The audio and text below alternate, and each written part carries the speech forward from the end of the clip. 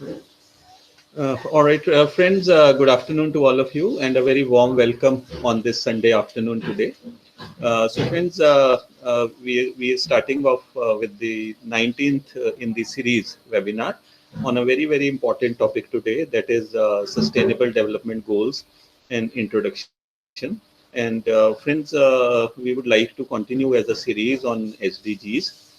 As you know that these 17 SDGs propagated by the United Nations, and United Nations, as we are all aware, is the Mahapanchayat, or the is the congregation of all nations put together. It is the largest, most familiar, and most representative intergovernment organization in the world, which was created after the World War II, that is in 1945, to discuss and deliberate on all important issues that affects the humankind throughout the globe. And more than 190 countries are a part of United Nations, and they come out with various agencies which talk about and brief and then give solutions to various problems that humankind is facing throughout the world. And various agencies of UN, as you know, include World Health Organization, UNICEF, UNFP, UNDP, and many more of them. And rather, because of the pandemic, COVID-19, you will be much more familiar now with WHO, which has come out with their own guidelines to how this could be fathomed and how this could be defeated. So, friends, today's topic, the Sustainable Development Goals, which comes from the United Nations over a period of time, since starting from 1972 and to 2015. They are, a collection of 17 interrelated goals, which acts as a blueprint to achieve a better and more sustainable future for all, not only for the developed world, but for the all mankind, which includes the developing, and rather more for the developing world also, and wherein developed world is also a partner.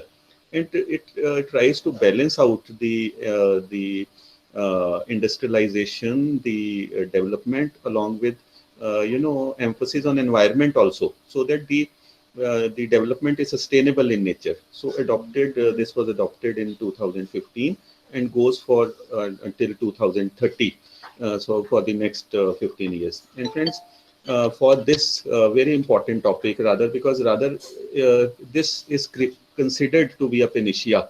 If we follow this and with outcomes and deliverables, we would be able to achieve what the world has been aiming for. And some would say that it is utopian also. But this is these are the goals that had been laid down by the entire world altogether to achieve within these 15 years. And to discuss and deliberate this, we have today very, very eminent panelists who have done a lot of work in this regard, in terms of theory also and in terms of practical also. Ma'am, Professor Pam Rajput from Punjab University, and Mr. Vikas Verma, who is from UNDP. Just to give a brief about the two eminent panelists today.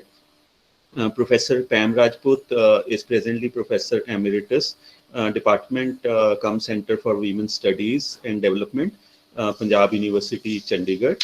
Ma'am is an academic who is now internationally renowned activist also, and she has engaged in various women movements since the 1970s in India and abroad. A very well-known figure in the field of women's studies and gender studies.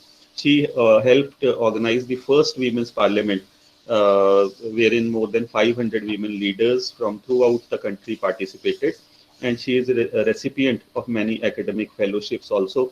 Ma'am was a member of several expert committees, including the erstwhile Planning Commission, now it is NITI Aayog, the National Commission for Women, Ministry for Women and Child Development, and to the delegation to the United Nations Communication on Status of Women. Ma'am is also founder director of the Center for Women Study and Development, and wherein now, earlier she was the head of political science of Punjab University, Department of Political Science, Punjab University, Chandigarh, and presently Professor Emeritus, Department Center of Women Studies and Development. So welcome, ma'am, and welcome to this webinar today. I hope we'll have very fruitful discussions with you. The Thank you. Thank you, Sanjeev ji. Thank you. The second panelist, dear friends, today is Mr. Vikas Verma. Vikas ji is presently the regional head, Northern Region, India, United Nations Development Program, UNDP, eminent agency of United Nations. He is heading the three regions of Punjab, Haryana, and Himachal in this regard.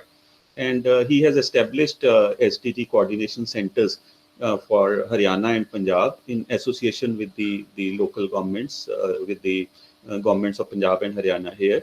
And as regards his qualification goes, he's an MBA and man of advertising and marketing, and has total 33 years of experience, 16 years in marketing, branding, advertising, and now 17 years, last 17 years, as he has put in development sectors with UNICEF and United Nations Development Program. And since 2003, he's with UNICEF and later on with UDP. And prior to that, while he was in marketing and advertising, he remained as vice president, Lowell in Task Group, which is a very well-known group in terms of advertising. And he has handled strategic advertisement and brand promotion campaigns for various multinationals, including the Sony, LG, the Hewlett and Packard, etc. And friends, because of his advertising marketing background, he brings lots of value addition from that background to the development studies and developmental administration, which is considered to be a little vanilla kind. And as regards his philosophy regarding the SDGs are concerned, he believes that SDGs are the last opportunity of the world to redeem itself. So welcome, Vikasji, to this channel, and so thankful to both of you for joining therein, especially on a Sunday. But somehow, we are since last 19 Sundays, and this is the 19th. We are engaged ourselves, and people have been kind enough to join us, and rather they have engaged. And this is a very good topic to talk about. Thank you, And Sanjay. yeah, thank you. And friends, generally, since most of you who are joining and join us, you know that the structure that generally we had was that it was kind of a discussion wherein the I used to introduce, and thereafter each panelist talked about the issues, and thereafter we had some question answers and summing up. But this time we are slightly changing the format, wherein it would be more of, based on the feedback that we have received from many of you, that it will be more of a question answer round. It will be a more of a panel kind of thing, wherein I, through certain questions, will try to come out with the issues. And thereafter, once we've done this, then we can open the house to the general people also who are therein, and the live questions can also be asked. So just as an experiment part, we are doing it, and let's see how successful is this.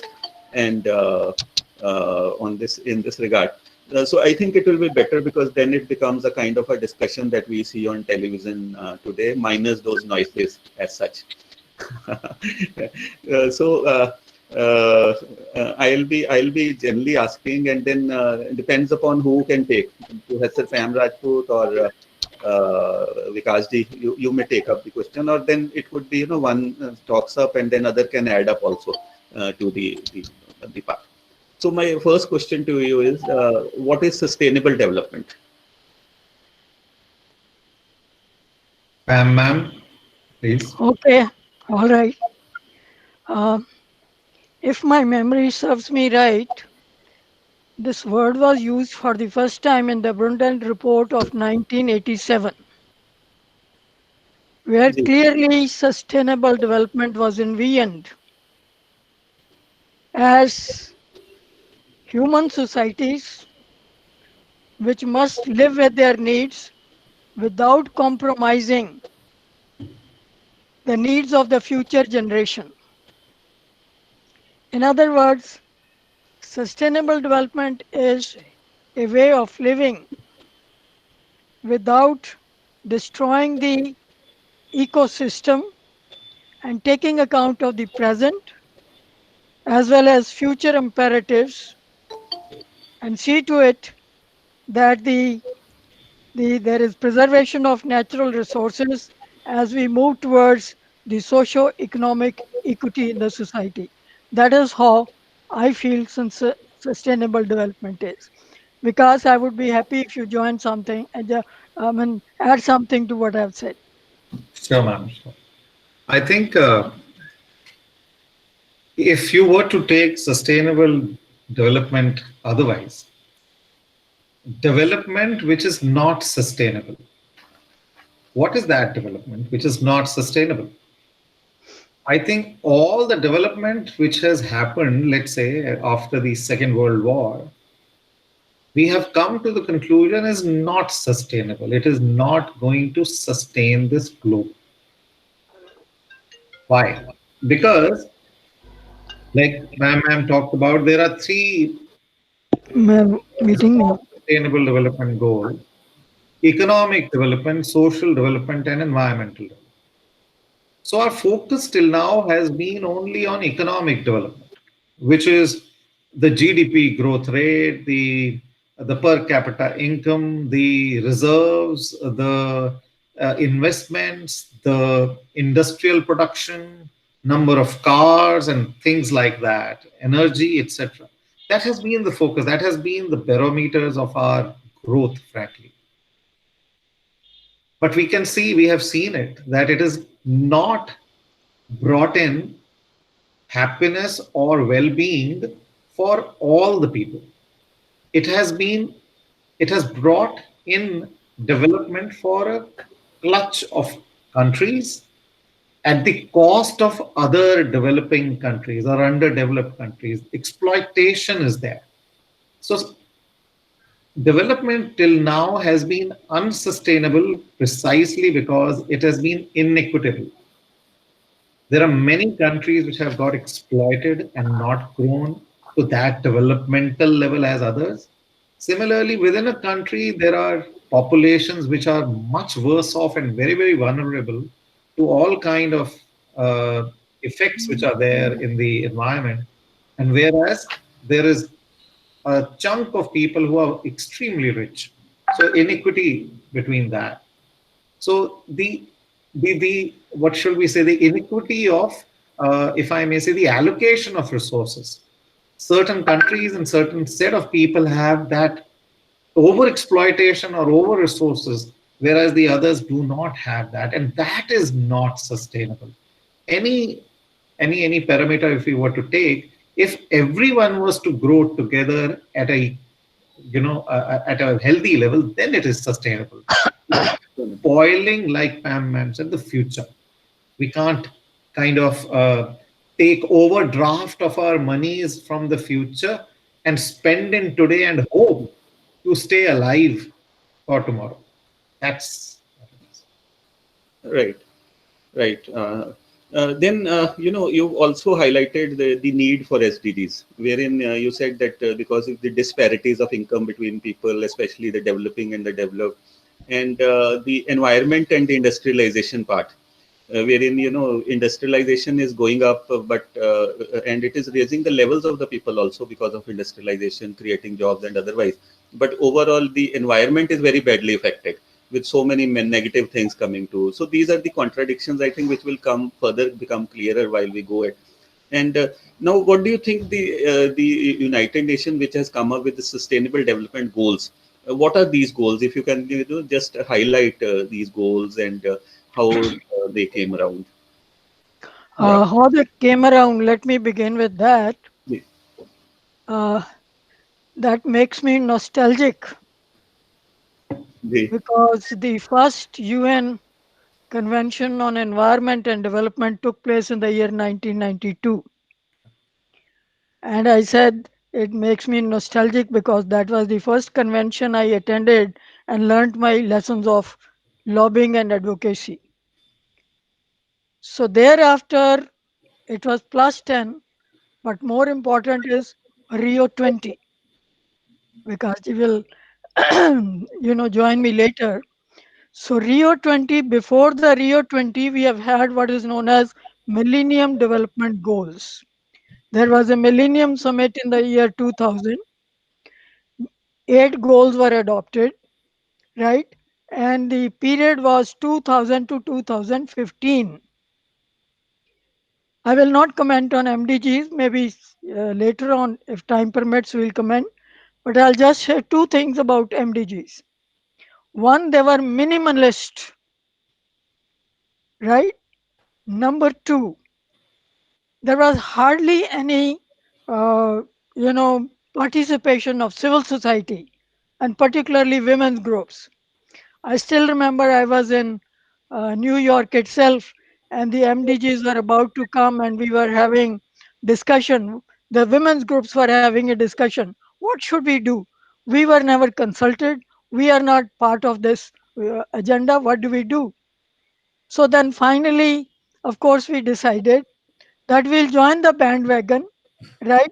Go on saying that each of the MDG goals is very, very important from gender point of view. That's what we started doing. But forget about MDGs. So MDGs were to be, the period drawn was 2015. And before that, there started discussions on what should be here after 2015. Should it be MDG plus or something else?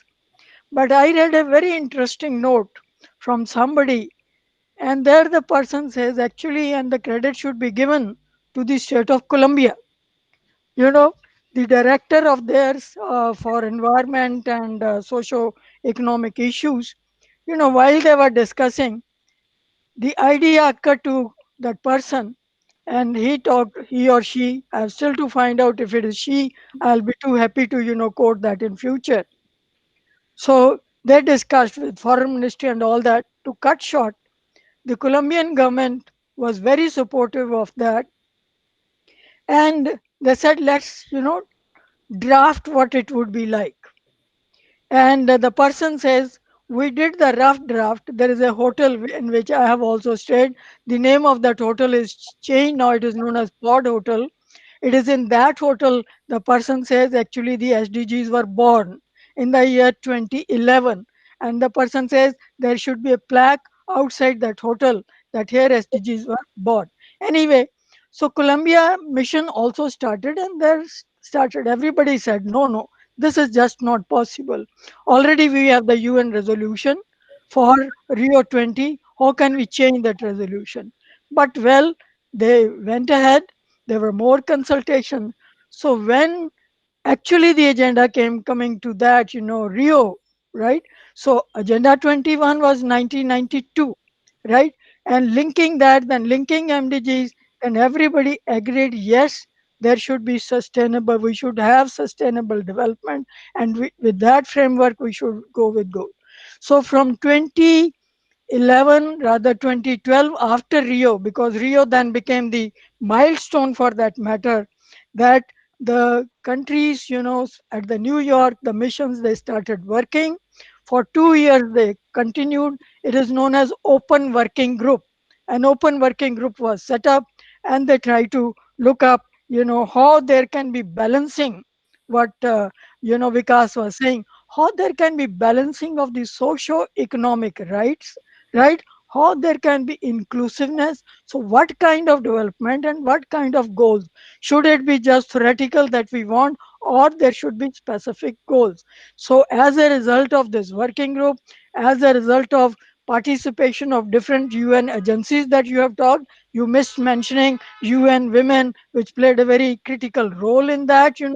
If I'll say tell you later, very critical role it played, and of course the civil society groups. And I feel very proud that I was a part of that group where we were lobbying. So 2 years we lobbied, and come on the basis of 5 pillars, I would call.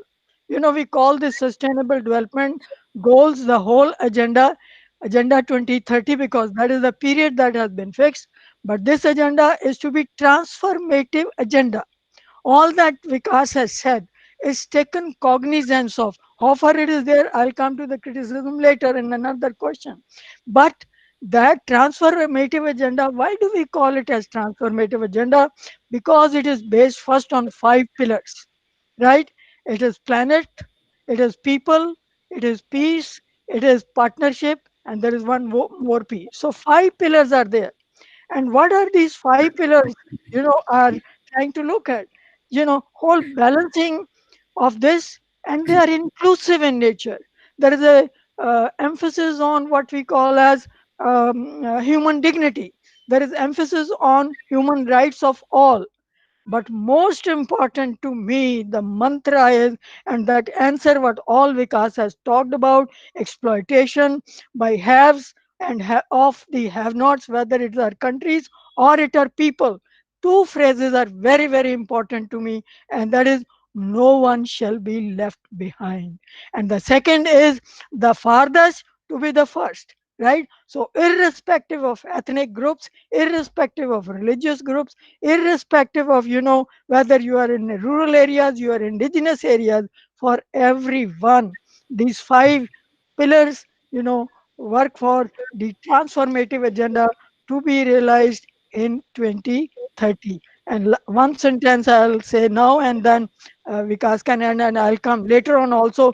These 17 goals, one goal that had been priority even with the MDGs, that was poverty, right?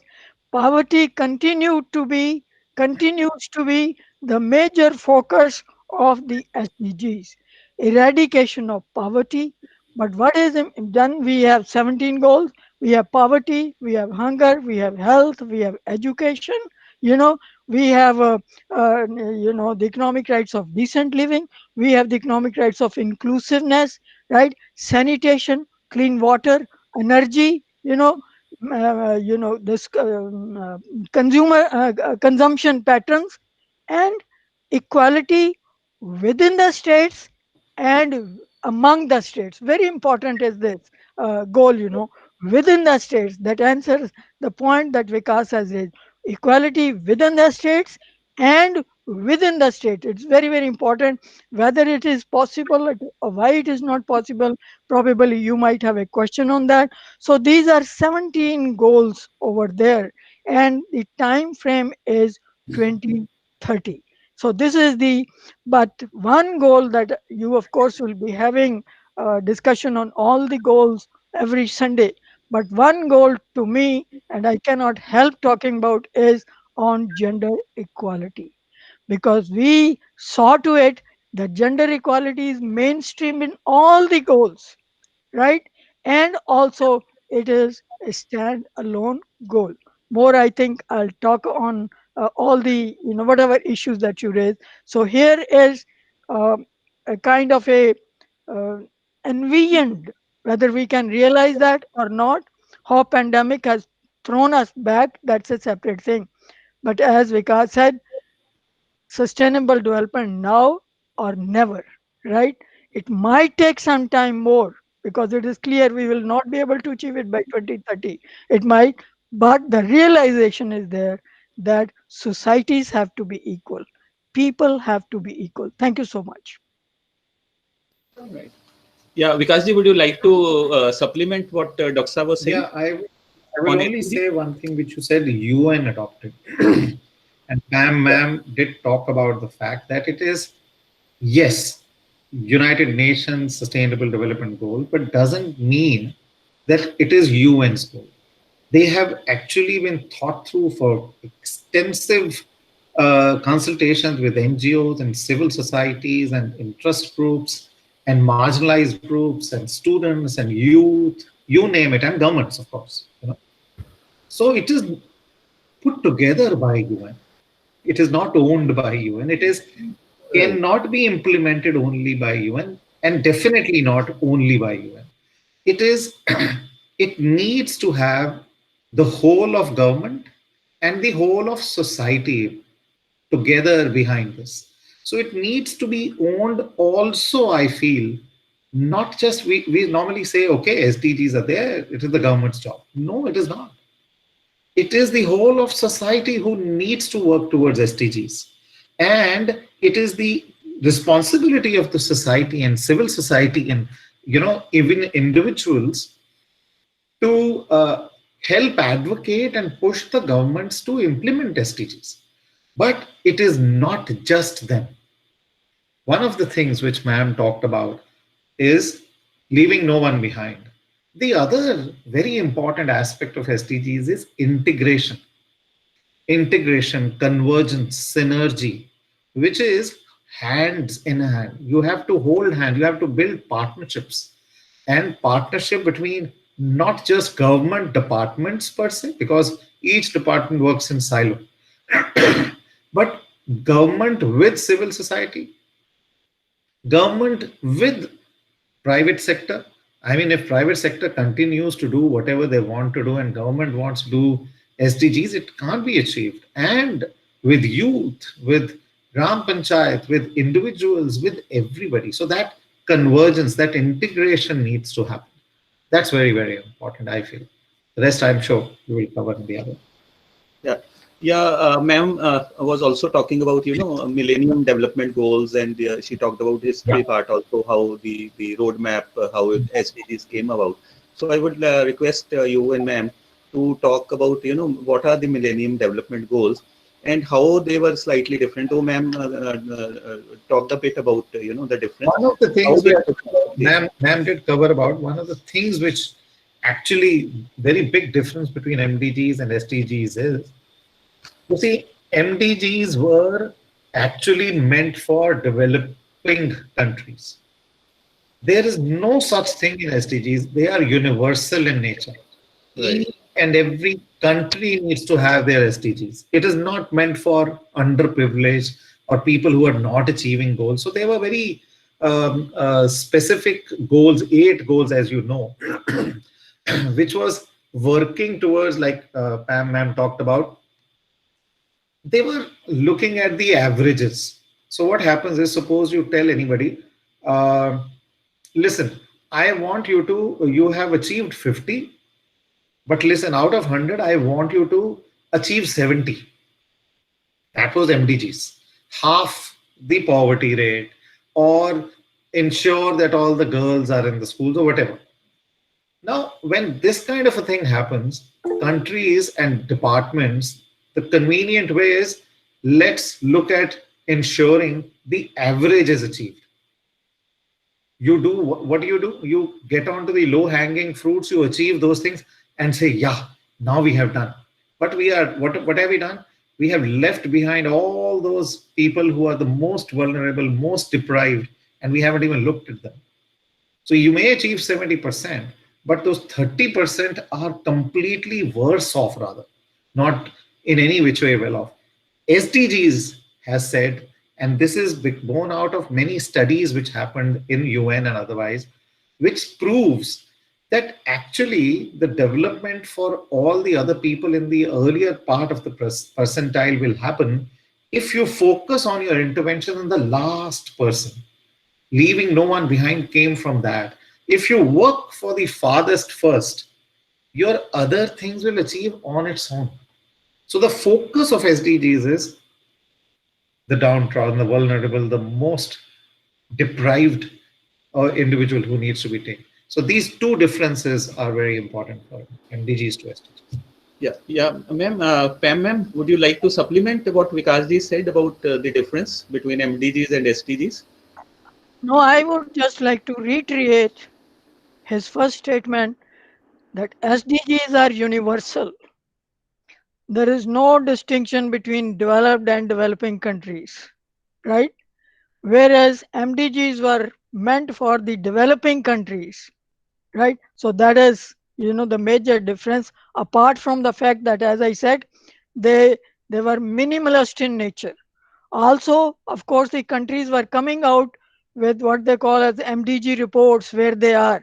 But the kind of mechanism now we have for SDGs, where every year there is in the month of September what we call as high level political forum, where the countries, of course, they were not willing to be bound, but they agreed to a mechanism which they call as voluntary national review mechanism, right? So goals are picked up, countries volunteer, and every July at the HLPF, there is a reviewing. But more than that, as Vikasji said, here are the SDGs which are reflective of the voices of the people, which were not so with the MDGs. That's what I wanted to add. Right. And for the information of those friends, because we have a very diverse kind of audience here who have joined us from various streams, like they are students, they are homemakers also, they are from academics, and they are from, civil services, the legal department also. and they may not be actually knowing what are the 17 goals. I mean, I'll just like to reiterate the like what has been said by Professor Pam also, Vikasji also, that there are 17 sustainable development goals which have been adopted, rather compiled by the United Nations. Goal number one is no poverty. I'm just reading it out. What are these 17 goals so that we all know what is there inside. Goal number one is no poverty. Goal number two is zero hunger. Goal number three is good health and well-being for all. Goal number four is quality education. Goal number five is gender equality. Goal number six is clean water and sanitation. Goal number seven is affordable and clean energy. Goal number eight is decent work and economic growth. Goal number nine is industry, innovation, and infrastructure. Goal number 10, as ma'am was talking about, was reducing inequalities. Goal number 11 is sustainable cities and communities. Goal number 12 is responsible consumption and production. Goal number 13 is climate action. Goal number 14 is life below water. Goal number 15 is life on land. Goal number 16 is peace, justice, and strong institutions. And lastly, goal number 17 is partnership for goals, partnership for all goals. So these are the 17 goals which have been adopted. And now my question that comes from here. May I just add one thing, Ji, Sanjeev ji? yes, These are 17 goals. ji, Each goal has targets, right? yeah, So in total, each goal has targets. Some are direct targets, the others are enabling targets, we call them. right, Total, there are 169 goals of the one, targets. 169, 169. 17 goals, 169 targets, and there is an agency, interagency expert group, which still has not finalized, but they are in the process of finalizing what we call as indicators, right? And each country is also free to develop its own indicators. India has developed about the Niti Aayog is the agency, focal agency for the implementation of sustainable development goals in the country, and MOSPI, the ministry which is there, they together have worked out about 399 indicators. Each country is free. Also, may I add third thing? I don't know how much time will be later available, that on the basis of certain indicators, the Niti Aayog has prepared what they call as Sustainable Development Index, SDI.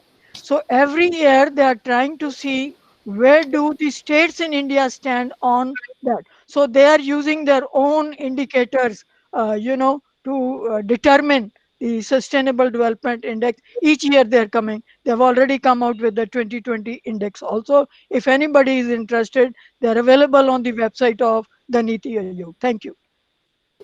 yeah. So these 17 goals, 169 targets, and more than 350 or 60 indicators which are therein. Now, my question to you is, to both of the panelists, that how many countries have ratified these goals? This is question number one. And related question is, are they legally binding? And related to this is that whether don't you think that there are too many goals? So, are they legally binding? How many countries? And do you think that there are too many of them? Should I, Vikas, or would you like to answer? Ma'am, please, please. You may add, I may be bad on this answering this question, but to my mind, 193 heads of the states and governments were present, and I'm very fortunate. I was also present on 25th of September 2015 in the corridors of the UN when the SDGs were adopted. So 193 heads of the states or governments are already committed to this. So I have not come across any country which says we are not going to follow this. Number one. Number two, it is not a question of legally binding, right? Here is a commitment of the states, commitment of the people, and has been adopted by the United Nations over there, right? So there's no question of talking about binding or not. They are committed to, this thing. And thirdly, are there not too many? The question is, when you are envisioning a world which is sustainable, तो it cannot be कि चलो आज 4 कर लो 4 कल कर लेंगे. क्योंकि जैसे विकास जी ने वर्ड यूज किया था, they are all integrated, one is correlated to the other. So you cannot have really sustainable development if all these goals are not there. So it is not a question of too many, right? I think they have been perceived very question is of their implementation, which I'll come to later when you have a question. So they are ambitious, and you cannot afford not to be ambitious when you are thinking of a world which is sustainable, when you are thinking of a world for your posterity, for your coming generation. You cannot afford not to be ambitious, because the philosophy was the future we want, right? So if we were not to project this kind of a thing, where what kind of future did we envision for the coming generation? So I think it's a different thing whether we can implement them or not, whether the resources are there or not, whether the mechanism, those are separate questions. But they have been rightly envisioned for the posterity and the coming generation. Thank you. Yeah, Uh, Vikas, would you like to add upon? sure. The point which I would like to add here is that somebody also asked in the chat, is there a penalty on the states? You see, there is no penalty as such. Penalty is for any state not able to achieve, they themselves are not going to be sustainable, right? But what is happening, and I think this pandemic has proven one thing, that it is no longer that one state does it, the other doesn't do, it will not have an impact. In fact, even a small little state, if it's not able to do, it will be not helping the humanity to move that one step ahead, rather than one country moving 100 step ahead, another country moving 50, 10. It is, SDGs are meant that the whole world together moves 1 or 10 steps ahead towards a sustainable world. So even if one country doesn't achieve, they will be actually not helping their own citizens for a better life, so to say. Having said that, the most important related question which I would like to answer here, I will raise that question first. We say there are too many SDGs. Where are the resources? Where is the money? You know, I want to share with you the perspective of SDGs. What does it mean when we say we need to achieve so many of them together? See, as human beings, as governments, as people, we are very used to pressing one button and helping everything happen. You know, as governance, we want, give me a magic wand that I just do this and all the things are taken care of. Now, when it comes to communication, SDGs, yes, if you have to communicate, you have to explain so much, like you're having this webinar where we are talking so much so that a person can get an idea of what is SDGs. There's not one word or one thing which they need to do. And then comes the point of resources. Where will it come from? The fact is, MG will agree with me and many other people, there are tremendous resources which we already have. Governments already have the money, but we are not focused on the outputs and outcomes. We are focused only on expenditure. In government, the focus is how much money have you spent? Never a focus, what have you achieved by that spend? So SDGs force us to think, what am I going to achieve? If I'm not going to achieve, then I better deploy this money separately, differently. So the resources needs to be rationalized, efficiently used. Right now, we are wasting our resources. It is, so to that extent, it's a very political decision, you know, for a government to think that, oh, I have, if I look at the SDG index and if I look at the data, I have so many problems. Now I have a finite amount of money. But If I improve water and sanitation, I will be able to impact even health benefits. I'll be able to help actually the life expectancy, which will go up. So many other things come into play. So it depends on, as a government, what is my priority? What do I want to actually first do? And then, as a spiral effect, I'll be able to impact many other things, right? So those investments need to be redrafted and those plans need to be relooked at, which is the most difficult aspect of SDGs. Not just governments, I'm saying, even for civil society, even for private sector. Now the whole focus because of COVID is, let's not just blindly keep on putting industry. There is a whole new area which is beginning now, is green economy, the industry which is catering to the green economy, not necessarily towards building more cars, but building more environment friendly cars. So, how should the industry also say, before I take a decision to invest in this, is it helping environment? And I redraft my plans and say, no, let me redirect my investment into the future, which is more sustainable, which is more, workable. So I think some people are actually saying that maybe the targets are a little less, even more. If you really, kind of break it up, if you look at the 169 targets which we have for 17 goals, within that, if we prioritize also and say, okay, we got to achieve this, this is there's no negotiation on that, zero tolerance that we achieve this. I'm very sure many other parameters and other indicators will automatically move. That's what I. The- Yeah, so you very rightly highlighted that the finance, which is considered to be, a shortfall or a pitfall, because wherever you talk about SDGs, the first question or the query in terms of criticism that is being asked is that whether the kind of finance is available. And you rightly said that the finance is available, and all the parties they Everything. have been together, and the wastage part or the over exploitation part has to go, and it has to be directed with outcomes and tech. Now the And related we question. just one second. Yeah.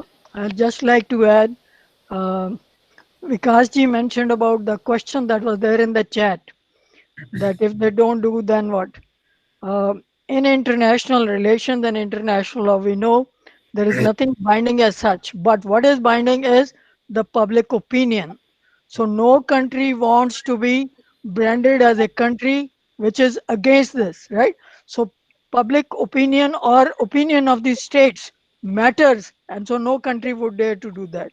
And secondly, just adding to very nicely Vikasji has explained, I think what is also needed apart from our priorities in investment, systemic changes. System. Unless the systemic changes come, there will be always the hurdles. So our government is doing a lot, but I think we should also address the systemic changes that are required. Thank you.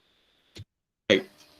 So relatedly, what comes to, and this is considered again to be the second pitfall after finance, that how will these SDGs be assessed and monitored? Because you have 17 goals, 169 targets are also there.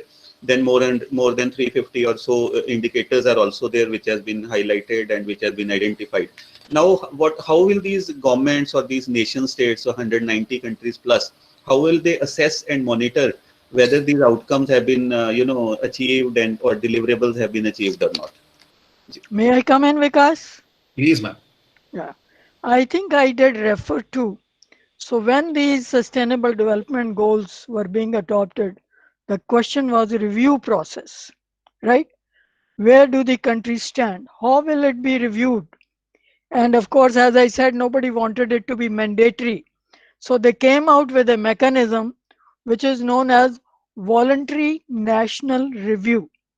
So every year, the UN, the ECOSOC, they pick up certain goals, not all goals, right?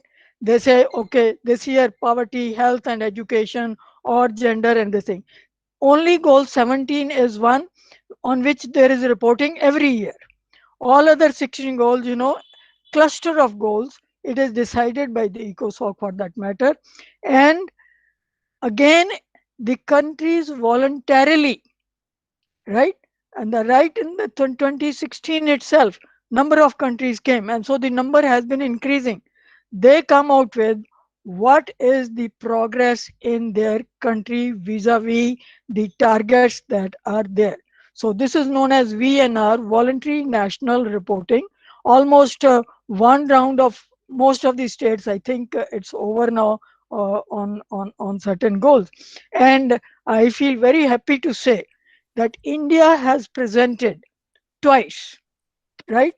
One in the year 2016, and this year also, or last year, India presented a report. So India is one country which has submitted.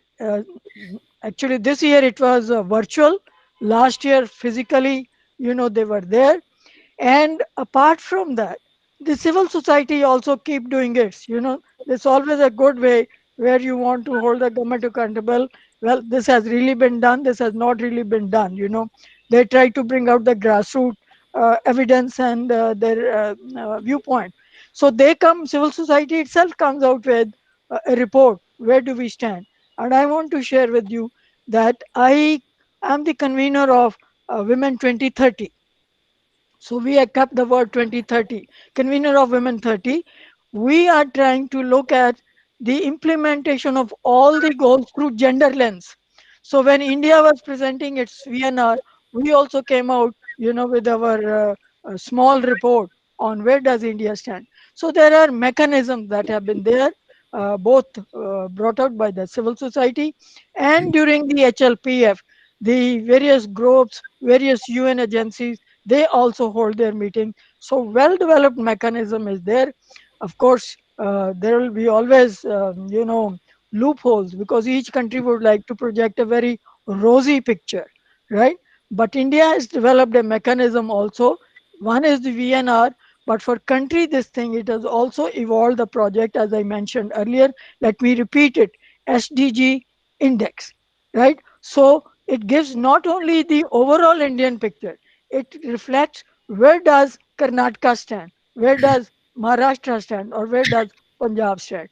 It's a different matter that the gender equality index is very poor. No state is a performing state, says the Niti Ayog. Thank you. The other bit which I would like to add to what Pam ma'am said just now is that yes, even at the worldwide level, all these different reports which you keep on seeing, whether it is hunger index, whether it is ease of doing business, whether it is now UNDP, we are taking out the multi-dimensional poverty reports, human development reports. They are a reflection of where the country is, right? Even SDGs, the ultimate goal is that on each SDG, like there are global indicators also. In the global indicators, there are country indicators. And talked about how Niti Aayog and MOSPI have come up with almost, if they were earlier 306, now they are kind of reduced 299 or something. And this further is being adopted by each state.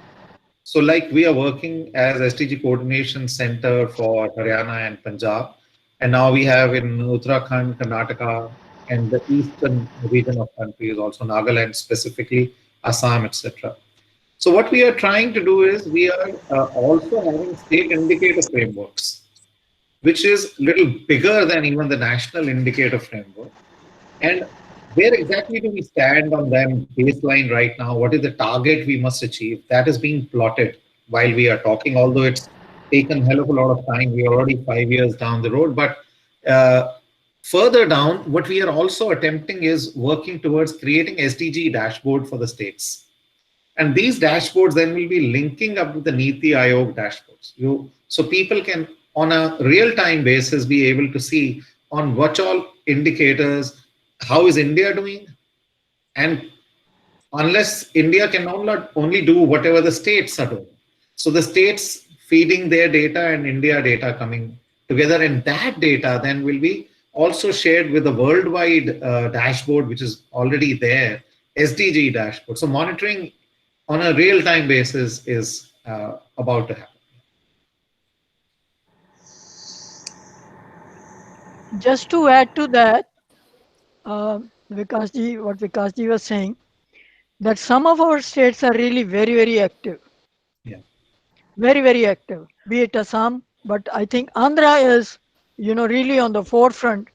They came out with a report, with their whole action plan, and they want to realize if everything goes okay, but now the politics are leaving that by 2025, not even 2030. That is the period they have fixed. I've had a chance to glance through. Excellent. So I think as when we talk about SDGs and India, we are more concerned with that, right? So one emphasis is on the states, but also we have been emphasizing upon localizing and SDGs. And I want to share with you that certain panchayats are now working on SDGs for that matter, and UNDP and other, they are really helping. So it is very important. If you want to realize SDGs, I wanted to say it at the end, unless you localize SDGs, Hmm. right? The SDGs cannot be realized. And unless India realizes SDGs cannot be globally realized. So India is the major, game changer in the whole Great. scene of realizing SDGs. Right.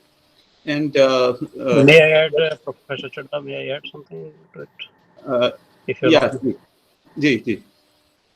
I would like to add in Himachal Pradesh. I belong to Himachal Pradesh and looking after the sustainable development projects in Himachal Pradesh, like IWDP integrated projects, where the many departments they come together at one platform, and with people participation, the projects are being run. And in that main motto, almost in all the natural resource based projects remains the women empowerment and livelihood issues, apart from mitigation to the climate change. That is also adequate. But everything goes well. Even we have a successful model in Himachal Pradesh, where on sustainable basis, the model is quite successful, and in certain corner, of course, the progress may not be that much.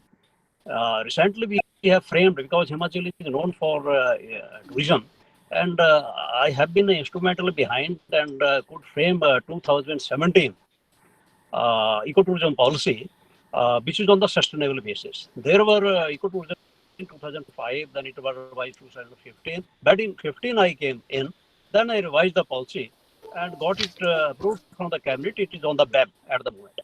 It is on sustainable basis. That means if we have to promote the tourism, specifically, I am just narrating you one example of the tourism, because it's a vulnerable topic nowadays.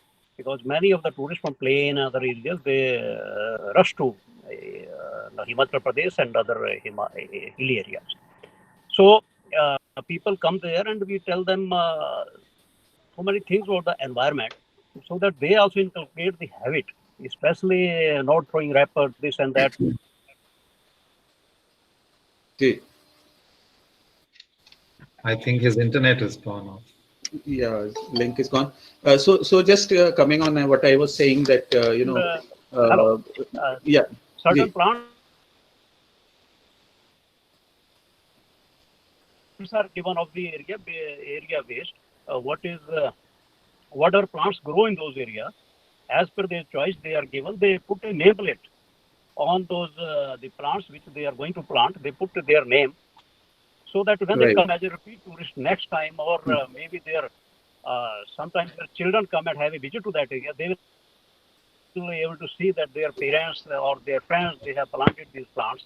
Closer to the biodiversity also, for biodiversity conservation, that how it is, what are the flora and fauna, what are the medicinal plants, aromatic plants, and how these are grown.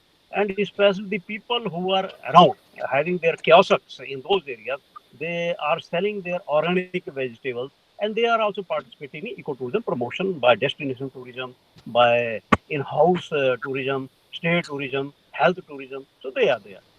but number of projects are there, and successful models are also there in the IWDP. We have many projects in forest as well as in PWD. We are having very infrastructure board in PWD. I happen to be special secretary in PWD. So there are many projects which are going on the sustainable basis. But and it is with the people participation. The people are there, and there are some instances of replication of these projects also, especially the bamboo mission. There is a replication, and it's on the livelihood basis. People make many things from the bamboo. But problem lies with the degradation process, which is fastly developing in Himalayas. That is climate change, which is one of the agenda, I think, biodiversity conservation, poverty elimination, and the degradation. That is also having the agenda here. And but the main concern. Okay, so I think some problem with the connection. So, sir, thank you so much, Saibi Saab, for adding upon, how Himachal is coming up with ecotourism projects and how they are being involved, how public is being involved into various activities. Dr. Saab, I think some problem with the connection. So we'll come back to you again. I don't know. I have parked my vehicle. Yeah, now it's okay. Doctor, we'll come back to you again. I think we've not been able, to hear what you're saying because of connection. Now, as we were talking about, that there are three main aims, the three pillars of what SDGs are. One is to end the extreme poverty. The second is to reduce inequalities, and thirdly, no one is left behind. End extreme poverty, reduce inequalities, and no one is left behind. I mean, these are the three pillars, and even on the risk of being repetitive, because we have already talked about some of these issues. My question is, how is the international community, taking up these three issues? Because if you go by and out of all this, if we just address these three, that is how it is focused upon, generally we'll be able to, by and large, able to achieve what our goals and objectives are. So how do you think, with your knowledge and experience into this, how do you think the international community is addressing these three issues? I think, Pam ma'am, if I may, I think it's important not to focus on international community. I'll be very frank with you. Yeah. We are dealing here not as theoretical knowledge holders. I think we should not do that. Important thing is, what should we do? Let international community do whatever they need to do. The most important thing which when I work with the departments, I tell them, and the cornerstone, actually, when you said three pillars are actually the integration, leaving no one behind spirit, and the universality, that each and every one needs to adopt it. So when we say they are universal in nature, is not only from the perspective that all nations need to do, but even within the government, all departments need to do. Every level of department needs to do, which is at the state capital level, the district level, Gram Panchayat level. All corporates need to do, all NGOs need to do, all individuals need to do. It's as universal as anything. So within that, leaving no one behind is such a powerful tool. And I talk to all the departments when I tell them is, let's say we are talking of PDS. So in PDS, the most important thing for the PDS department is to see who are the most vulnerable on the edges of the society. If I can reach out to them and have my policies and interventions aimed at that. Who are these people at the district level, at the block level? Do I have numbers? Do I have their names? Do I know that? How am I going to reach out to them? The strategies need to be put in place for them. Similarly, in education, who are the people who are not getting into education? Who are the ones who are getting into education but not getting good quality education? All this discourse, if it starts happening, it will, help us to achieve SDGs. Forget about international community in terms of whatever they're doing. We need to focus on ourselves. And that's how I feel. Ma'am, please. Yeah, ma'am, would like. जी. Thank you. Yeah. Let me first say, international community is talking today. Gandhiji talked about it. You see, every principle that is there in SDGs was nothing else but reflect the philosophy of Gandhi ji.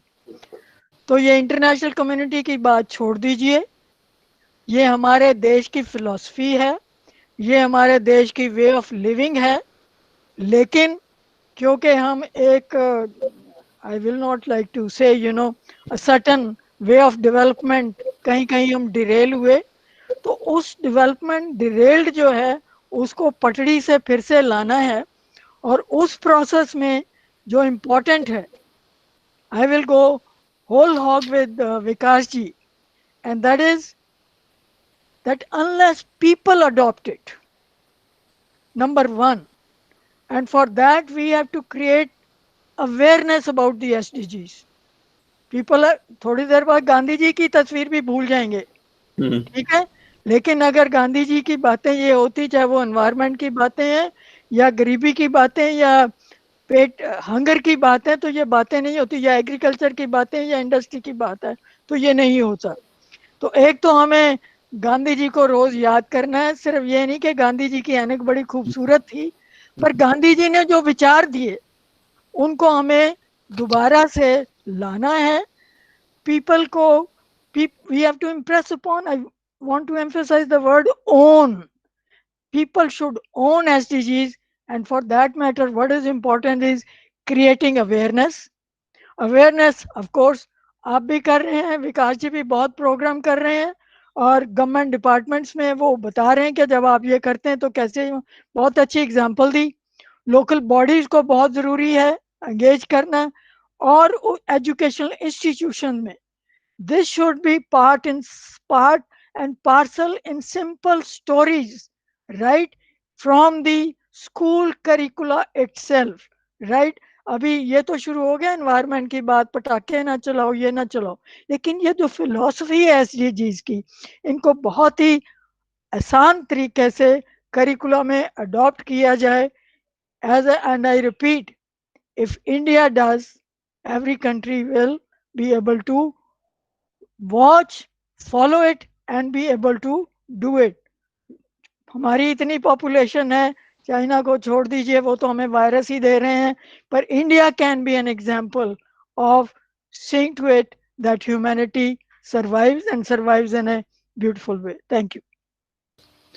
Thank you. Ma'am, now coming on to the India-centric part, because this is how I had framed the panel as such. So we have talked about the general concepts about how it came around and all this. Now coming about the India-centric part, the audience would like to know that which agency is responsible for implementation of SDGs India. We have ratified this, as you said, and India was one of the flag bearers who has contributed to this policy. But now once the implementation starts, and wherein there are question marks in India, which agency is responsible for this, and what steps have been taken to implement the SDGs India, and including the states and the Union territories? मैंने काफी कुछ कह दिया, but let me repeat it for the sake of it. One is कि 2015 में सितंबर में जब SDGs adopt किए गए, हमारे ऑनरेबल प्राइम मिनिस्टर वहाँ थे, so India's commitment is there. Number 2, I still remember a speech. वो कहते हैं ये जो गोल्स में कहा गया है, इंडिया में बहुत कुछ उन गोल्स के ऊपर काम जो है वो ऑलरेडी चल रहा है, so it was not something new. The third thing I want to say is that Niti Aayog has been made as the nodal agency for the implementation of the Sustainable Development Goals. लेकिन नीति आयोग ने जो हर गोल है उनको लेकर के कौन कौन सी ministries जो हैं, राइट, विच आर रिस्पॉन्सिबल, और उन मिनिस्ट्रीज को भी जैसे कहते हैं कि टैग करके कहा है कि इन गोल्स के लिए of course they keep working, ये नहीं कि इन आइसोलेशन काम होता है, but certainly the ministries are there, and as far as data is concerned, right, MOSP is very much involved in that. And I want to say one thing, I want to take the opportunity क्योंकि poverty is a major issue. और जो intelligence ने भी goals बनाए, उन्होंने tier 1, tier 2, tier 3 इस तरह से करके गोल्स की क्लासिफिकेशन की कि कौन से गोल्स पे ऑलरेडी डाटा हमारे पास है, किन गोल्स पे मेथडोलॉजी अवेलेबल है, और किन गोल्स पे ना डाटा है ना मेथडोलॉजी अवेलेबल है। उस इश्यू को लेते हुए मैं पावर्टी की बात करना चाहती हूँ कि poverty India is committed to, मतलब हम ये सुनते चले आ रहे हैं कि गरीबी खत्म करनी है, अभी भी पॉलिसीज बन रही हैं कि कैसे पावर्टी को वो डील किया जाए, हंगर को डील किया जाए। But what I want to say, and that's my issue of concern, we still not have a methodology by which we can say so many women are poor and so many men are poor. We have a methodology, we go by household. तो इसलिए जो UN की बात आ रही है और हम सब बात कर रहे हैं that we have to look at poverty, multidimensional poverty. तो मल्टी डायमेंशनल पॉवर्टी को आप तभी कर सकेंगे जब आप इंडिविजुअल को देखेंगे। You are not just looking at the household, right? So otherwise we say कि हमने पॉवर्टी बहुत कम कर दी, लेकिन ग्रास रूट पे जब जाते हैं तो we find there is feminisation of poverty, particularly rural poverty in its multidimensional this thing. So we have also to look into that। जब ये करते हैं data, though I always say statistics वाले जो हैं they often tell lies, right? Data is not really this thing, but still we need data for policy formulation, for assessment for that matter. So in चीजों poverty is a major concern. We must develop methodology by which in a multi-dimensional poverty context we can measure. So data is very, very important. So these agencies are playing a role, and the report UNDP in India also, I must give the credit, is playing a very crucial role. They are supporting the state governments, like जैसे विकास जी head कर रहे हैं state, पहले हरियाणा में कर रहे थे, पंजाब में कर रहे हैं, इस तरह बाकी स्टेट्स में भी वो टेक्निकल जो है सपोर्ट जो है वो काफी दे रहे हैं। So there is a mechanism through which, and then NITI Aayog has rapport with the states ने अपने डिपार्टमेंट्स बना रखे हैं जिसकी वजह से वो जो है, I think Vikas can add something more to that. Ji. No, I would like to only say that, yeah, apart from this fact that yes, Niti Aayog is there or MOFTI is there, they are facilitating. Implementation is not their job. They are monitoring facilitators, right? They are nodal agency. They are nodal agency. That's it. But they are not the ones who can be held responsible if the implementation doesn't happen. That is something which all the departments and ministries have to take care of them. That's why Niti Aayog, along with the UN system and UNDP, there is an ownership of indicators or cluster of indicators with a particular ministry. You see, if there are 299 indicators, what we have also done is we have put the ownership of that data point for a particular ministry. And within that ministry, maybe a particular department within that ministry, right? And that helps to kind of pinpoint who is the person who is supposed to work on this.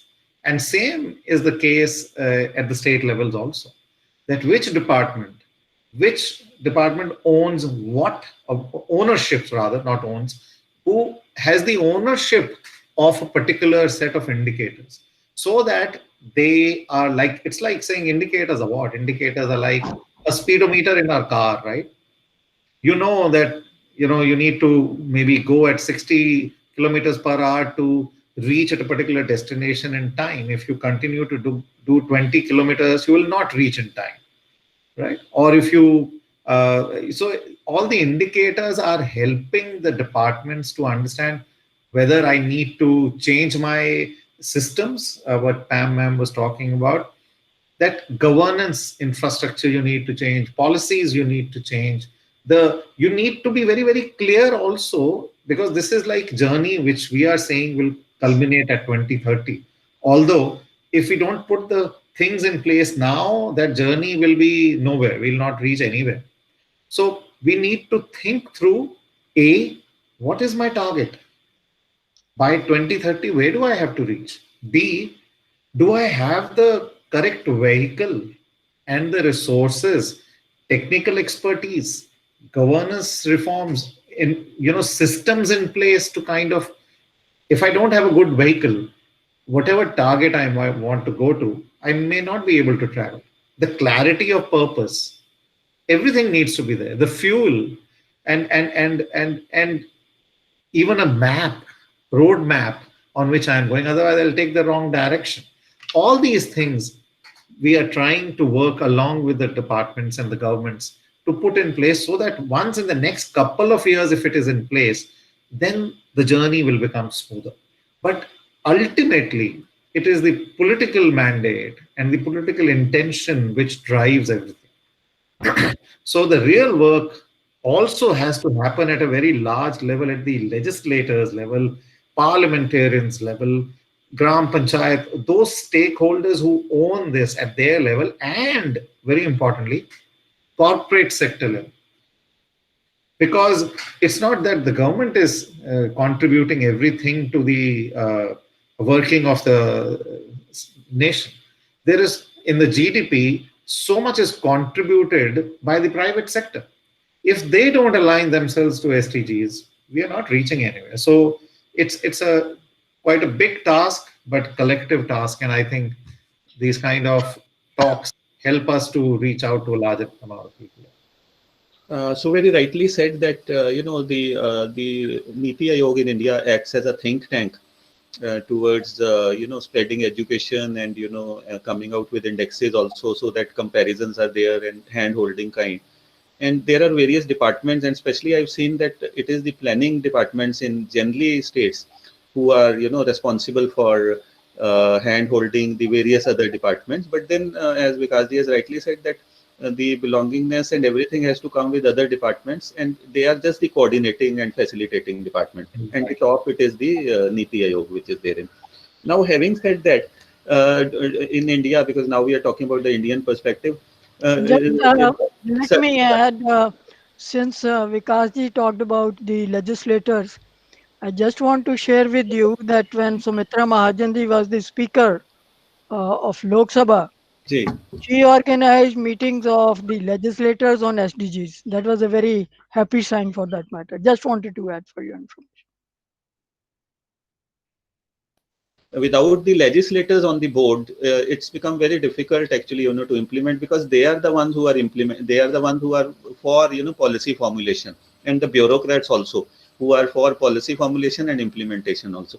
Now, do any success stories in any of the spheres, like ma'am is so passionate about gender issues and maybe education or health during all these years, and Vikasji is also doing since the inception only in SDGs in India, and rather heading to states also herein. So do any success story comes to your mind in India which you think will be useful knowing us for the audience who will join us? Many success stories. There is a lot of work happening at the grassroots level, and at a smaller level. Each department is trying to innovate and do something. And that is what we are working towards in UNDP, that we are able to create a platform where we can put all these good case studies and ideas in one place, so that people can dip into it and go there and find out what is happening. If I want to know that in a particular area, let's say even it's double burning, there's so much of work happening, diverse kind of work. If I want to find a solution on that, is there anything which I can look at? So if I want to know in terms of, like, I'll give you a very simple example, which we are doing as a projects. Apart from the fact that we are working on SDGs at the coordination center perspective, one of the things which has already happened, and digitization is a big thing which is driving this governance change. So we have this project called Electronic Vaccination Intelligent Network, EVIN, which is a Gavi project which we have done for almost $700 million with Government of India. And in each state, now we have a network where all the cold storage points where the vaccine is stored, we are able to monitor the temperature and the vaccine availability on a real-time monitoring basis, just on an app on a mobile phone. because of this, millions of dollars of wastage of vaccines has been reduced. The real time availability of vaccine, and now we are looking at even COVID drugs to be made available. Going through this, including the COVID vaccination, it's a huge network which we have put in place, which is helping remove those bottlenecks and the gaps of vaccine availability, vaccine proper usage, and low wastage. So this is just one example. There are many such examples. I don't need to tell you, you know it. Whether it is JAM, Trinity, that itself is a reform which is helping the lowest of, at the strata of society. They're able to get the direct benefit transfer without having to undergo. And so these are going to bring more and more change, if I may say. The biggest thing which, again, we have been restricted, although, in the usage of Aadhaar card because of the constitutional mandate. But Aadhaar was meant to be also linked to the a basic service kind of a card for a citizen, which would have given anywhere usage, and at least the basics are really available for all the people. I think the real fight in India now is that the bare minimum of the basic services should be made available at least to all 100% of the society. Then, we can go on to the higher things, etc. Ma'am, would you like to supplement what Mr. Verma was talking about? Any Yeah, success stories that comes to your mind? Well, you see, there are success stories, but what is missing is the documentation. Documentation. We really need you would find hundreds and hundreds of success stories, particularly at the grassroots level. Including your organic farming, the way the women are now getting engaged into. So what we really need is to document that. But I do agree with him that there are many success stories. But while the success stories are there, I do not know you have a question or not. But what concerns me is the impact of the pandemic, Yeah. right? Particularly with regard to education, right? Still, even if we have this kind of digital technology, it has not, it has not reached the entire population. It is still restricted to, this thing. Because I feel worried the way because of pandemic, the children are out of schools, right? The latest ASAR report, education की जो अभी report आई है, that gives us a very, negative kind of a. I will not go into the statistic, but certainly another study I found was that only 12% children going, 12% homes where there are children going to schools have access to internet. So if that is the situation, when millions of children are going to be out of schools, and out of that, large chunk is that of girls, right? How do we, because education is a critical thing, health is another critical thing, and with the loss of jobs, right? This first goal, poverty, right? Nutrition. If you look at the latest hunger index that is report 2020 that has come a few days back only, in with regard to wasting children, hunger index we are at almost at the bottom. You see, 97 rank out of 107. So these are the issues that worry to us now. So when these issues worry, question is whatever resources we have, how do we prioritize those resources, that they are these basic, whether it is social protection, or it is education, or it is health, that poverty you know is addressed. It's a very, very serious issue. And the last I want to, of course, you will have a discussion on gender equality, right? But I do want to take this opportunity to say that violence against women, now, I have to sit at home. Okay. Now, if I have to sit at home because of this, but I suffer violence, if I have to sit at home and one of the targets of goal 5 is unpaid care work, which has, redoubled like anything, right? So how do we, these are serious issues that while we talk about success stories, we try to document, and how do we address these questions so that the impact of pandemic on the lives of the people, the poor people, how that can be arrested. Thank you. Thank you, ma'am, for bringing about the issue of pandemic also in this regard and how it has aggravated and accentuated the already problem. Now, I was coming on to, after success stories, because Vikasji is also in implementation and we are also seeing it from the perspective of various states and UTs. What do you think are the various pitfalls and the various discrepancies and the shortages that the states are facing in implementation of these SDGs goals in India? On to Vikas ji. Yeah. See, in terms of pitfalls, I mean, all I can tell you is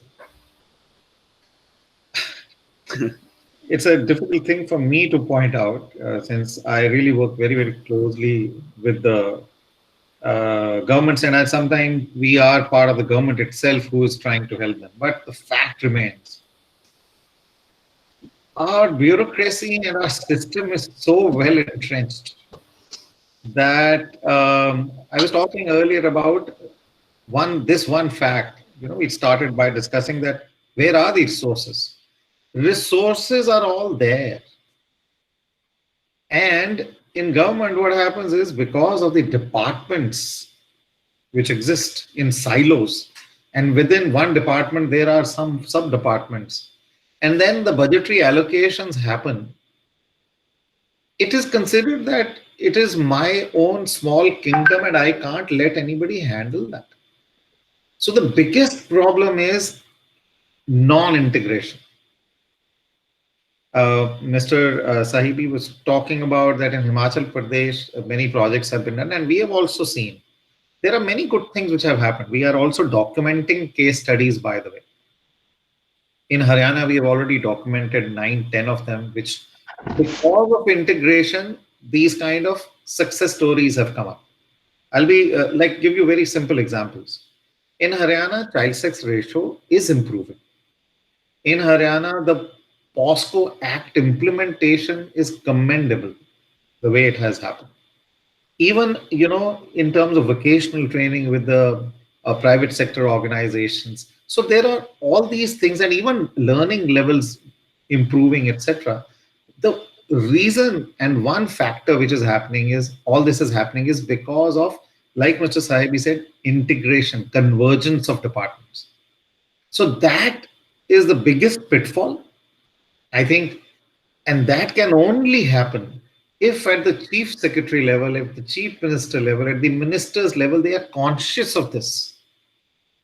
That we need to, in every meeting, talk about not isolated way of working, but joint working, integrated workings of departments. I think that is the single most, because when the problem should be the uniting factor. Rest all interventions. I mean, there are, if you look at anemia control only, there are many departments which are supposed to take action, but they are not aligned with each other. They are disparate, and whatever impact then comes, or for that matter, doesn't come. And similarly, even on agriculture, when we are talking of stubble burning, there is many departments which need to coordinate and work together. Then only it will be done. So it's I think the most important aspect, integration, not just of efforts, but even of resources. There are many duplications which are happening in departments. So we remove all those duplications and say, fine, that's the biggest hurdle which we have. How do we reform our systems whereby different people can come from different departments, sit in one place and say, this particular problem we must solve by the end of year.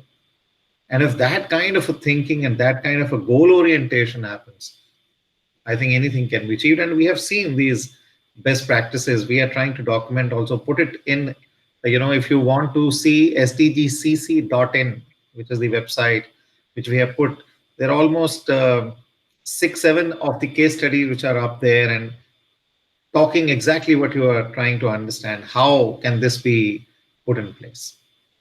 I hope I've been able to answer a little bit. Yeah. Pam, ma'am, would you like to answer on this? What do you think are the basic pitfalls that are therein apart from finance? Because finance evidently comes to the mind first, that we are a developing world, we are a developing country, we don't have the resources.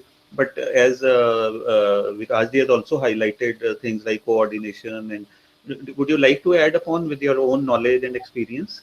No, I think what Vikas has said, I'll go with him, except to say when we say we don't have resources and this is to fool the people, Mhm.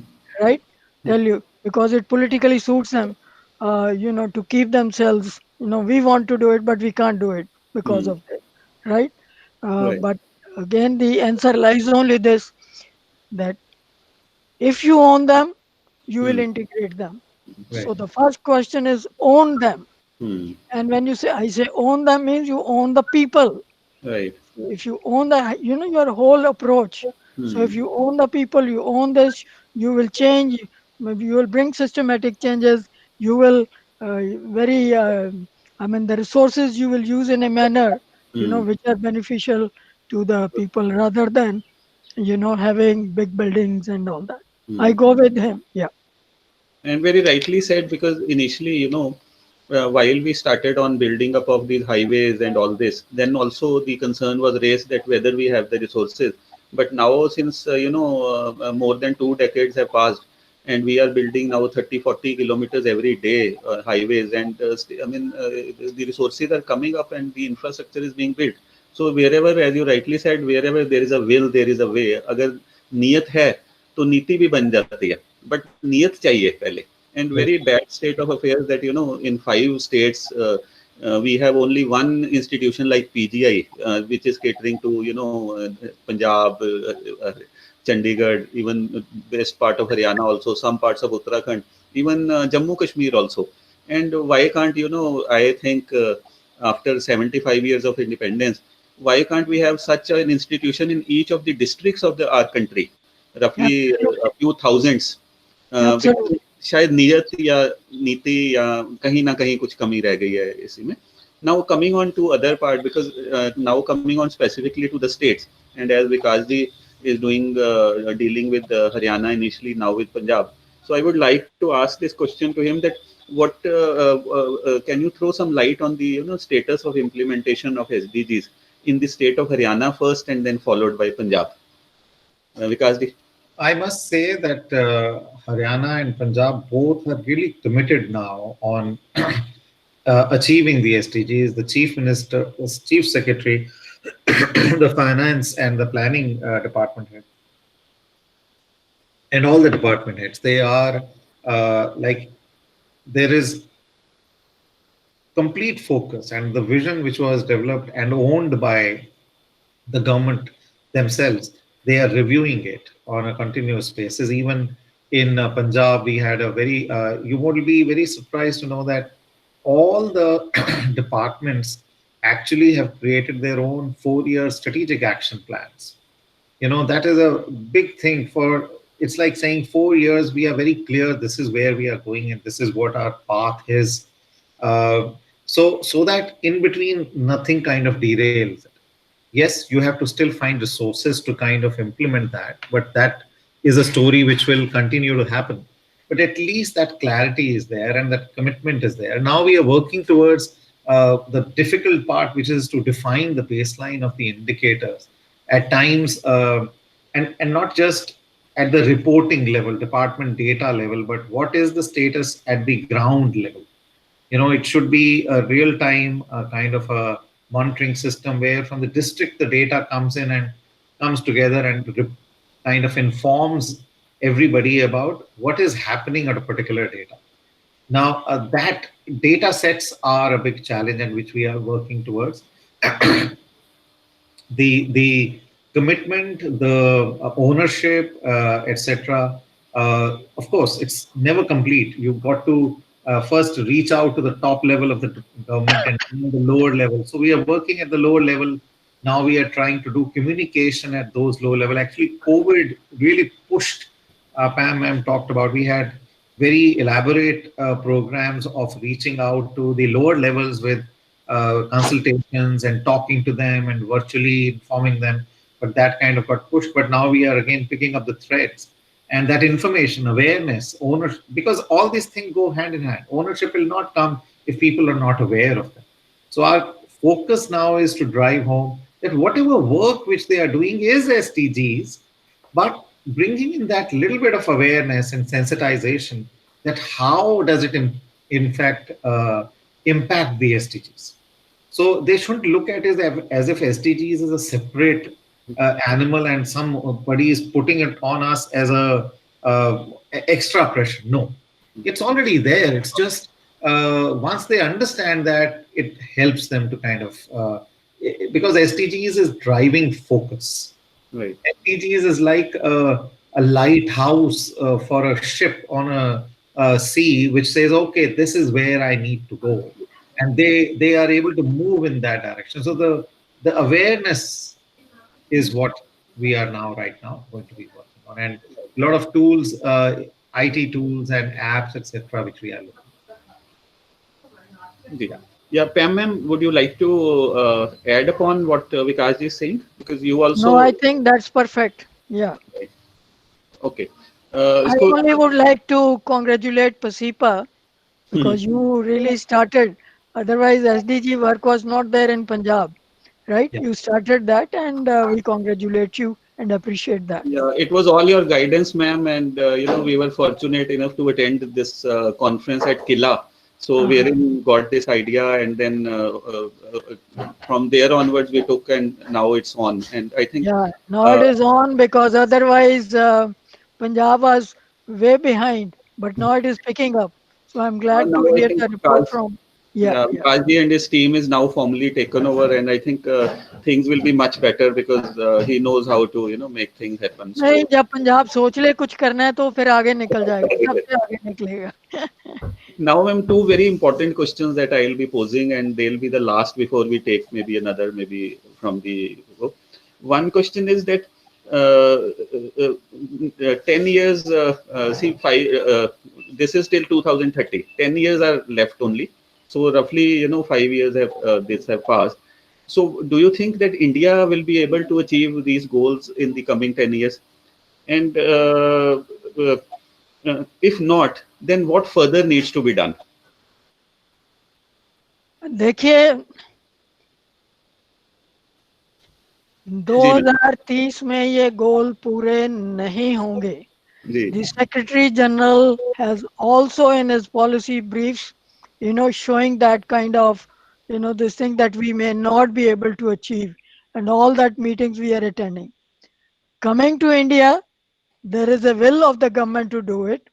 And maybe if we are not able to achieve all the goals, we may be able to achieve some goals, but there will be a headway for that matter.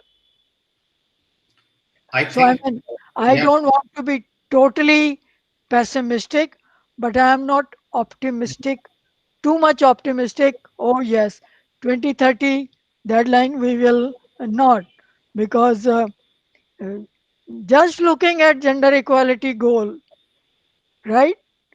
And talking about only 1, 2, 3 things. In 2015, when these goals were adopted in New York in September, UN Women had organized a meeting of the heads of the states to commit what they will be doing with regard to gender equality. Close to 80 heads of the states and governments did attend that meeting. Barring 3-4 states, no state was forthcoming in a committed form they will do, barring those Scandinavian countries. That is one, right? And what we feel, recently we had our W20 Women 20 summit of the G20 countries, right? And we were trying to, OECD has come out with the data and all that.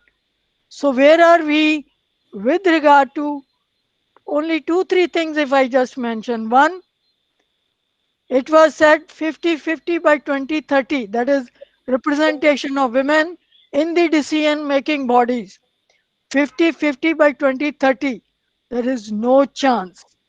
No chance. Global level, only 24% women are there in the parliamentary bodies. In India, only 14% are there in the parliamentary bodies. We are saying women should be there in the, you know, decision making bodies, task forces, regarding even pandemic for that matter. We have been saying, if equality not now, when? That is the question we are asking. But the global health has come out with, agenda, which says, which has shown that only 85% of the positions are with men, not with women. In India, only 12% women are there in those decision making bodies. Yeah. And leave everything else. If violence continues to be there, to me, no goal is realized, because poor women will face the violence. School going children are going to face the violence. Homemakers are going to face the violence. What are we doing with that? And all European countries and America, every country is showing 30% increase in this thing. And Punjab also, you see, the DGP himself admitted that 25% increase was there in the cases of domestic violence. So if we have to realize the goals, this 50% of the population to whom the SDGs as much affect, if we are not able to give even those 4 or 5, whether it is unpaid work or it is violence or women in decision making bodies, the question mark remains regarding the SDGs. Thank you.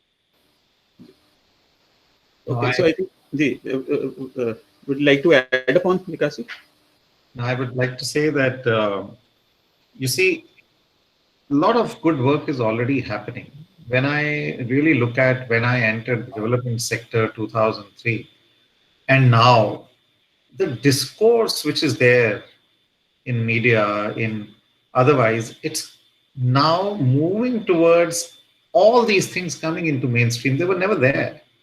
It took a lot of efforts from United Nations and civil society organizations and NGOs, especially in the south. In our part of the world, in Punjab, Haryana, there has not been very robust presence of NGOs and CSOs, and that kind of discourse has not happened to that level as it happens in south or east or even the west part of it. But now, all across in India, what I can tell you is, you can see there is so much of discussion on the equality aspect, so much of discussion on environmental protection aspect, which is very, very good. And I can say that youth is coming more and more. So I have a lot of hope from the youth. And this is what we need to work on. We need to really be able to not just focus on those set of people who may not be able to move things, but the new generation which is coming. And that, I can tell you, the things will move faster, and the adoption and the achievement will definitely happen in that area very fast. I cannot say whether we'll achieve or not, but like Pam and talked about, even the key factors, the basic, factors, and like I said, a lot of movements are happening.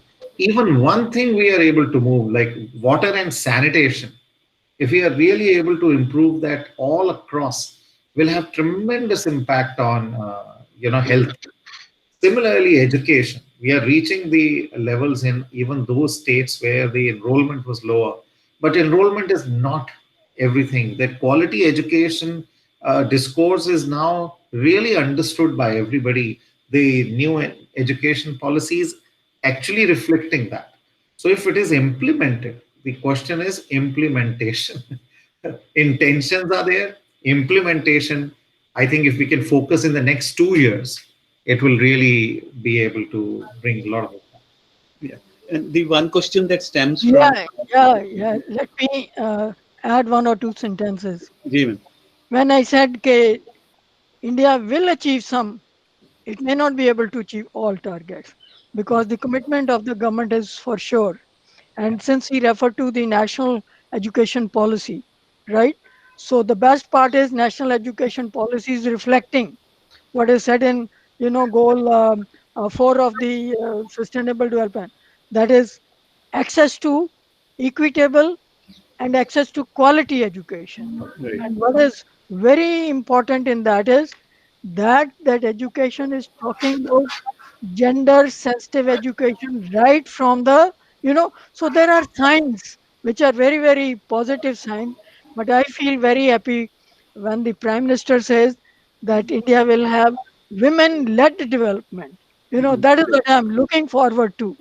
So environment, of course, certainly we are trying to make a difference. Sanitation, we are trying to make a difference. So there are pluses and minuses, but still India is way ahead of many countries for that matter. Thank you. Right. Thank you, ma'am. Now, the last question that comes to my mind, and it stems from what we have already discussed, is that what can a common man do to implement the SDGs effectively? एक आम आदमी क्या कर सकता है अपने behalf पे कि SDGs अच्छी तरह implement हो जाए, and he becomes, owner. He owns up these goals. Otherwise, which is for the policy makers and policy implementers. बोलिए विकास जी.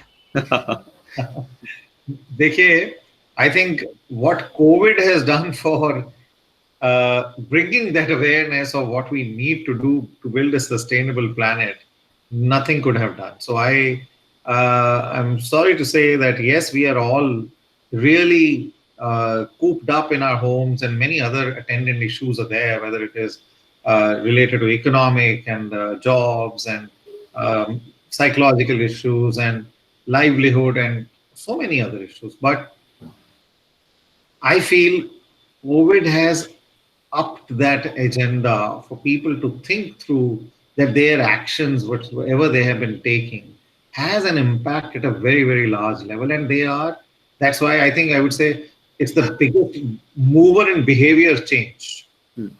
So the behavior change for all the, common citizens of the country to look at saying, hey, it's not about, and this is the biggest thing, it's not about the government, it's about me. When I start doing that, when I become aware, because most often than not, people say, what, I alone, even if I do, what impact is going to be there? Now, that's a very defeatist kind of an attitude. I really hope, and I'm looking out also, and people are saying, but the moment COVID impact goes down and people move on to the same lifestyle which they had earlier, will not be, kind of going to bring the results. So as far as, no, I think, I would like to share with you what Pam ma'am and also talked about, a quote from Gandhiji.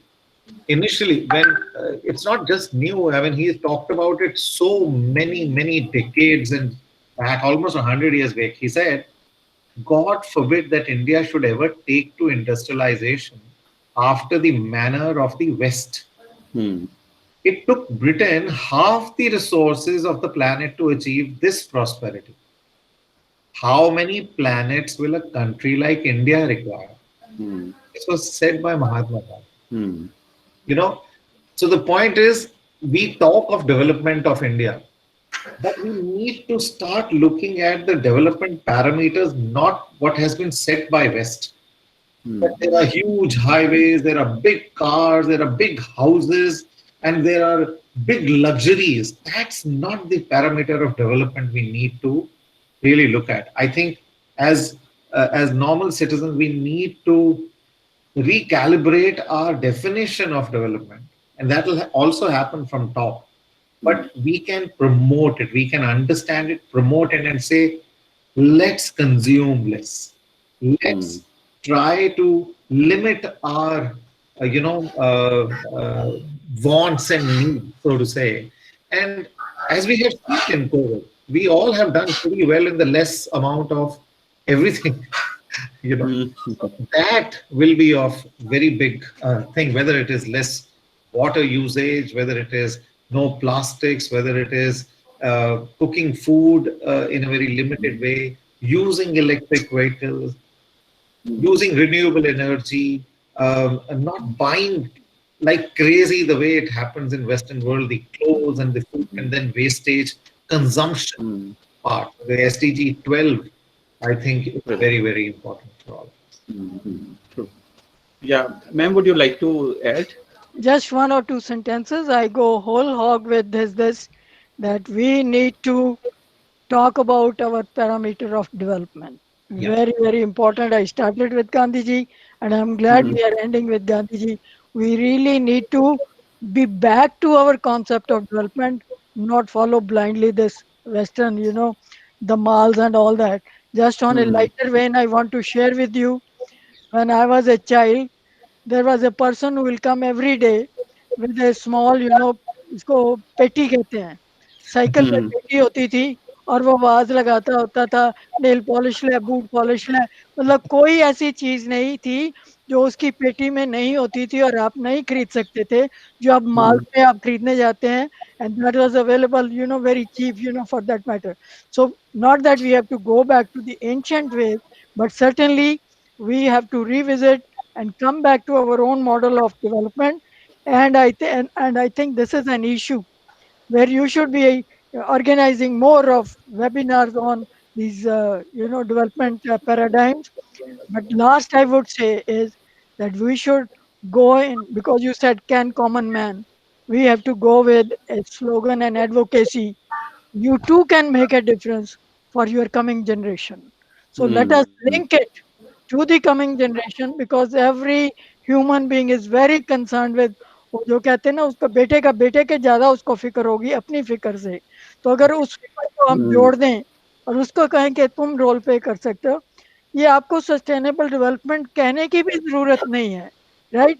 The question is of Right. Understanding the basic thing, and so if we go with this advocacy, you too can save for the planet, you too can save something for the coming generation. And that is the kind of advocacy that we should go ahead to save our environment and save our own prosperity. And thank you very much for inviting us for this wonderful discussion. Thank you. One last point I'll Thank say, as individuals, as citizens, we need to become very aware and we need to ask questions. Hmm. We need to make ourselves, our governments, our corporates accountable, and our Hmm. people's representative who are representing us. We need to ask them these kind of questions. And that awareness, I think, of course, is not only that I need to work for myself, but that my responsibility is to ensure that the people's representative who are making policy changes and making laws, they should also be forced to think in these lines. Yeah. So Very big. All right. that comes to three words then, right? One is development, the other is governance, and third is accountability. Very right. Right? These three mechanisms are very, very critical for realizing sustainable development in India. Yeah. Right. Thank you. Uh, yeah, thank you. So if we have any question, maybe we can take one or two questions, because majorly you answered these questions while seeing on the chat box. I was seeing this, but if somebody wants to ask in live any questions, so we can take maybe one, two questions, and then because we already, exceeded the time limit that we had. Okay. So I think we have already answered majorly all questions. So friends, we come toward the end of this webinar session. I would really like to thank the two panelists, Ma'am Rajput, Professor Emeritus, Punjab University, and Mr. Vikas Verma from the regional head from India, UNDP, for having spared their valuable time for this. I would also thank the august audience who joins us every weekend and spend around 2 hours therein without any compulsion as such, which we have while we call people at MGCPA and other institutions. This is all voluntary work, and I think the discussions and all interactions are so good. I would also like to thank the IHRDI team, which is International Human Resource Development Initiative, which started during the COVID time with like-minded friends like JPS Talwar, Sanya, SK Sharma ji, Mohammad Suleiman ji, GR Saibi Saab, which is continuing and trying to make the people aware about what is. It's just also a form of giving to back to the society. We have information and knowledge which we would like to give back to the society as such. And overall, friends, what comes out is that these SDG goals are, they are not the panacea for the entire thing, but yes, they are a roadmap which is therein to be followed by all. And it talks about, you know, inclusiveness and nobody's left behind and universalism. The spirit is very good. Now it is up to the member countries on how to, you know, advocate and how to implement so as to bring about at least that kind of basics which Varmadi was also talking about, to all the citizens of this world, so that the haves and have-nots, this discrepancy which is therein, goes you know, all out, and people are able to enjoy that kind of lifestyle and the quality of life which is available in the developed world also. The problems are there in apart from finance, there is problem of coordination, there is a problem of thinking, opinions, and in democracies, while we are talking about many issues may not be very important. Frankly, I've never heard anything on SDGs on the national television which is 24/7. I don't know why, and many things which are not so very important are going day in, day out. Ria and Sushant and all this stuff which has their own importance, but I think why they have not taken place. So this shows that, you know, how in a democracy we think things. So once again, friends, thank you so much. I would like to just announce that e-certificates are available. The forms we have sent was therein also. So if you just fill it up, we'll later on send the certificates also. And the channel has been created on YouTube by the name of IHRDI. So all the recordings earlier also are available out there. So you please go there, and if you could see, this will also be available in a day or two. So thank you so much. Thanks to the august audience, the panelists, and wish you a warm Friday after this Sunday. Enjoy your day. Take care. Thank you. Bye bye. Sayonara. Thank you, Sanjeev. Thank you, Pam, ma'am. Thanks.